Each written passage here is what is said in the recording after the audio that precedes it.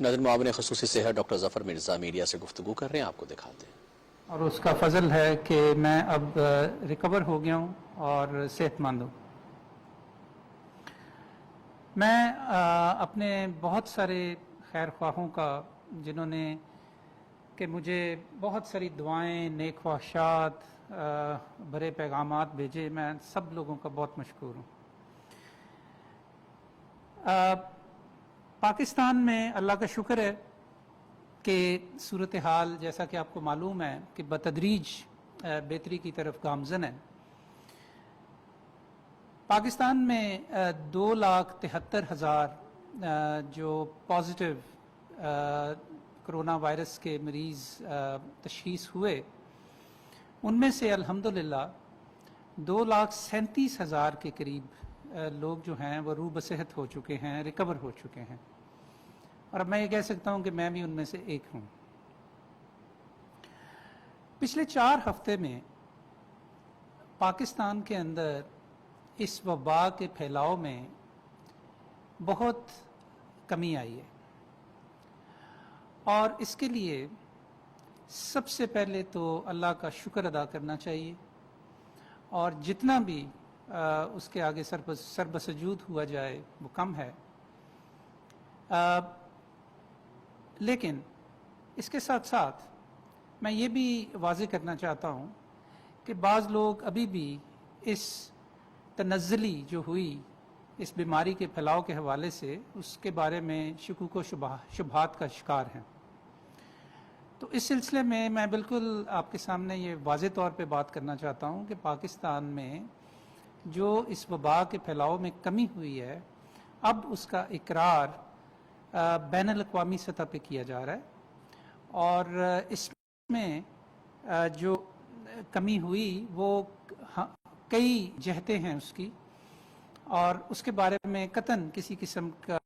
ہمیں وہمہ نہیں ہونا۔ پاکستان میں ہماری جو، اگر ہم 100 لوگوں کے ٹیسٹ کر رہے تھے اور ان میں سے 23 پازیٹیو نکل رہے تھے، تو آج ان میں سے 6-7 پازیٹیو نکلتے ہیں۔ پاکستان میں کورونا کی بیماری کی وجہ سے جو اموات ہو رہی تھیں، ان میں تقریباً 80% کمی آئی ہے۔ یہ معمولی کمیاں نہیں ہیں، لہٰذا ڈکلائن تو ہو رہا ہے پاکستان میں، اور تمام تخمینوں، قومی سطح پہ بھی اور بین الاقوامی سطح پہ بھی، جو انٹرنیشنل اداروں نے یہ تخمینے لگائے تھے کہ پاکستان کب اپنی پیک دیکھے گا اور کب اس کا کرو جو ہے وہ فلیٹن ہوگا اور کب کیسز میں کمی شروع ہوگی،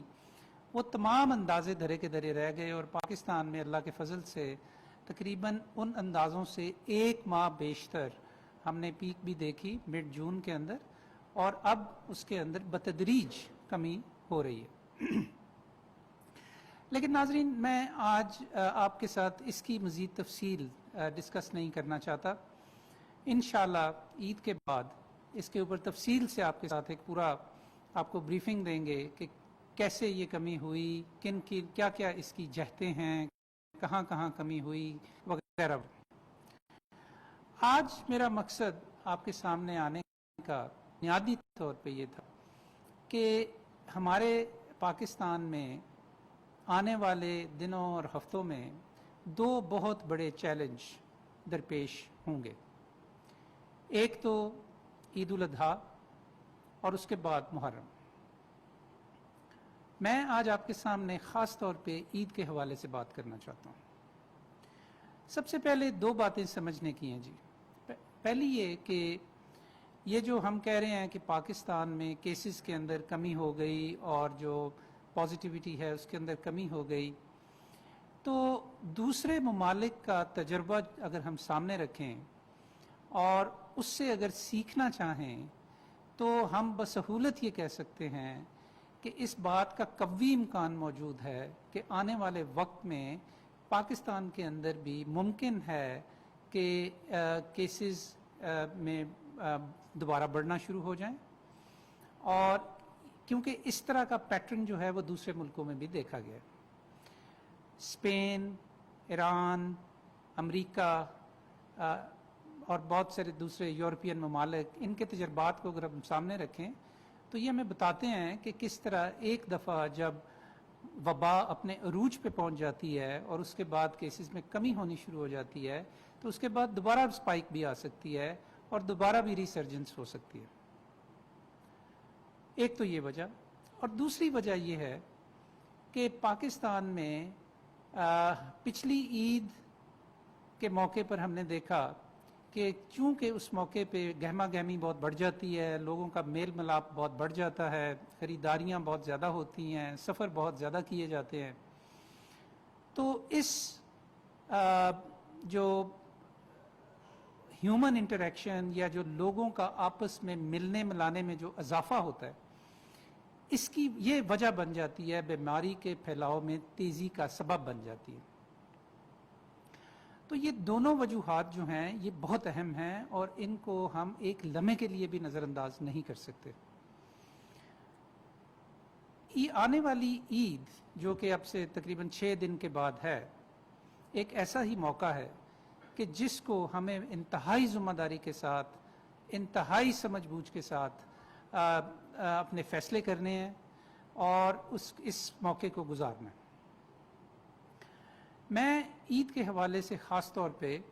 آپ کے سامنے 4 چیزوں کا ذکر کرنا چاہتا ہوں، لیکن اس سے پہلے آپ کو یہ بھی بتانا چاہتا ہوں کہ پچھلی عید کے تجربے کو سامنے رکھتے ہوئے اس عید پہ ہم نے بہت پہلے سے تیاری شروع کی. تمام علماء سے ہم نے اس کے اوپر مشاورت کی. ہماری جو مذہبی امور کی منسٹری ہے، جو منسٹر صاحب ہیں، جو ہمارے وزیر داخلہ ہیں، میں خود ایک کمیٹی بنی، اس کا حصہ بنے، اور بہت سوچ بچار کے بعد، مشوروں کے بعد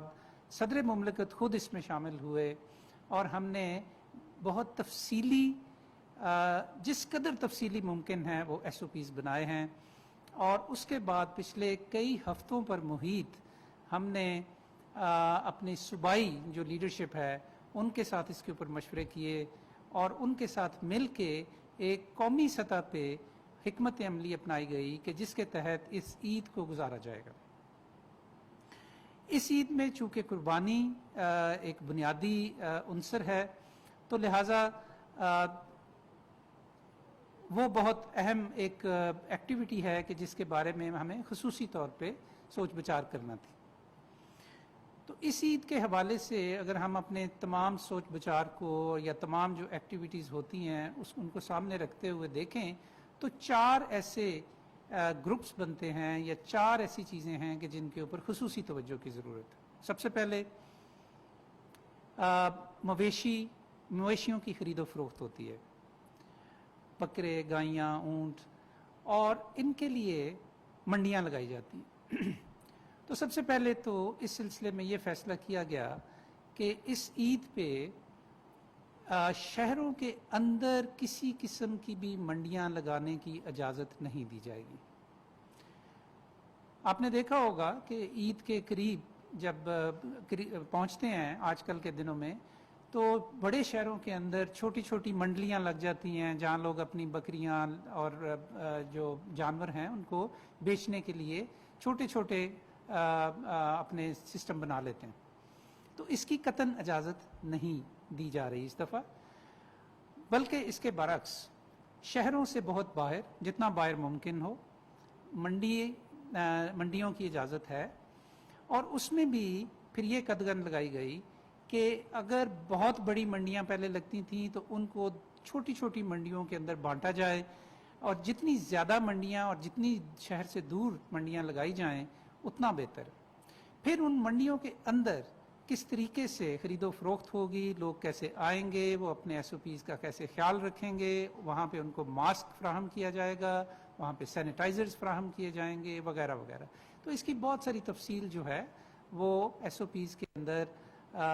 صوبائی سطح پہ اب اس کا نفاذ کیا جا رہا ہے. اس میں جو ہم بار بار پہلے بھی 5 چیزیں کہتے رہے ہیں وہی میں آپ کے سامنے دوبارہ دہرانا چاہوں گا کہ ان منڈیوں میں جب آپ خرید و فروخت کے لیے تشریف لے جائیں تو ایک تو ماسک پہنیں، دوسرے لوگوں سے محفوظ فاصلے پہ رہیں، اپنے ہاتھ بار بار دھوئیں، بوڑھوں کو اور بیماروں کو اپنے ساتھ اور بچوں کو ساتھ لے کر نہ جائیں۔ اچھا جی، پھر جو دوسری بہت اہم چیز ہے وہ یہ ہے کہ اور کیا طریقے ہو سکتے ہیں اگر آپ منڈی جائے بغیر اپنے جانور خرید سکیں۔ تو اس کے لیے آن لائن جو اب سسٹم شروع ہوا ہے، اس میں آپ سے گزارش کروں گا کہ کوشش کریں اس عید کے اوپر کہ زیادہ سے زیادہ آن لائن پہ اپنی قربانی کی بکنگ کرائیں تاکہ آپ کو منڈی مویشی جانا ہی نہ پڑے۔ اور دوسرے یہ کہ کوشش کریں کہ جتنا زیادہ سے زیادہ اجتماعی قربانی کی طرف جا سکیں۔ مطلب یہ ہے کہ آپ بجائے اس کے کہ ہر گھر قربانی کرے، اگر 10 گھر ہیں تو وہ مل کر ایک قربانی کر لیں، تو اس میں خاطر خواہ ایکٹیویٹی کے اندر کمی آ جاتی ہے۔ تو اس سلسلے میں آپ کے علاقوں میں مدرسے ہیں، مسجدیں ہیں، سماجی ادارے ہیں، تو آپ ان کے ساتھ رابطہ کر سکتے ہیں۔ دوسرا جو بہت بڑی امپورٹنٹ چیز ہے اس میں وہ ہے نماز۔ نماز کی ادائیگی عید کے پہ بڑی ضروری ہوتی ہے، سمجھی جاتی ہے۔ اس کے لیے بہت ضروری ہے کہ ہم نے جو عید الفطر پہ پیس بنائے تھے عید کی ادائیگی کے نماز کی ادائیگی کے لیے، انہی کو ہم اس کا بھی ان کے اوپر عمل کریں۔ اگین اس کے 20 نکات ہیں، میں ہر نقطہ تو آپ کے سامنے بھی وقت کی قلت کی وجہ سے نہیں رکھ سکوں گا، لیکن اس میں بھی بنیادی وہ اصول ہیں کہ جن کو ہم نے اپنانا ہے۔ ماسک پہننا ہے، ڈسٹینس رکھنا ہے، بوڑھوں بچوں کو جانے کی ضرورت نہیں ہے عید کی نماز کے لیے، وہ گھر پہ ادا کر سکتے ہیں اذان کے ساتھ، اور باقی کئی اس کے اندر مخصوص نکات ہیں کہ جن کے اوپر عمل پیرا کرنا بہت ضروری ہے۔ تیسری جو چیز ہے وہ قربانی کا عمل جو ہے اس پہ گھروں کے اندر قربانی کے اوپر گو کہ پابندی تو نہیں لگائی گئی، لیکن جیسا کہ میں نے پہلے عرض کیا، ہم نے کوشش یہ کی ہے کہ ہم آپ کو اس چیز کے اوپر قائل کر سکیں کہ آپ جتنا زیادہ سے زیادہ اجتماعی قربانی کریں اتنا بہتر۔ اور اگر گھر میں قربانی ہو بھی تو اس کو اس طریقے سے کریں کہ وہاں پہ زیادہ لوگوں کا جمگٹا نہ لگے،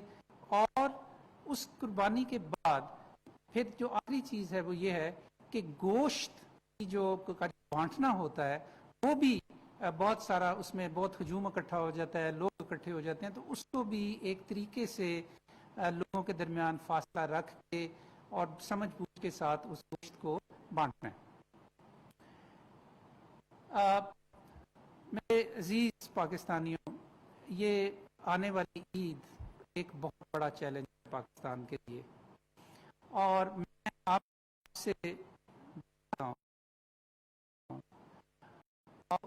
مؤدبانہ آپ سے التماس کرتا ہوں کہ ایک نارمل عید نہ سمجھیں، اس کو ایک مختلف عید کے طور پہ سمجھیں۔ اس سلسلے میں جو آپ کو ایس او پیز معلوم ہیں، جو ابھی بھی گفتگو ہوئی، جو آپ کو احتیاط کرنے کی ضرورت ہے ان پہ عمل کریں۔ اور اپنی بات ختم کرنے سے پہلے میں بس آپ کو یہ التماس کر رہا ہوں، آپ کو یہ میں ریکویسٹ کر رہا ہوں کہ اس عید پہ فوٹ سے اس عید پہ ہم اپنی تمام ذمہ داریاں محسوس کریں، اور اس عید کو ہم انشاءاللہ اچھے طریقے سے گزار لیں، تو پھر وہ جو پاکستان میں وبا کا پھیلاؤ کم ہوا ہے، نہ صرف ہم اس کو برقرار رکھیں گے کہ بلکہ بتدریج انشاءاللہ تعالی اس بیماری کو پاکستان میں ختم ہوتا دیکھیں۔ بالکل آخر میں نہیں بھولنا چاہتا اس تمام حصے کے اندر انتہائی جانفشانی کے ساتھ، انتہائی بہادری کے ساتھ، انتہائی حوصلے کے ساتھ فرنٹ لائن پہ رہتے ہوئے پاکستان میں کرونا وائرس کے مریضوں کی جس طریقے سے دیکھ بھال کی ہے، آپ ہمارا فخر ہیں، اور ہم آپ کو سلام پیش کرتے ہیں۔ بہت بہت شکریہ۔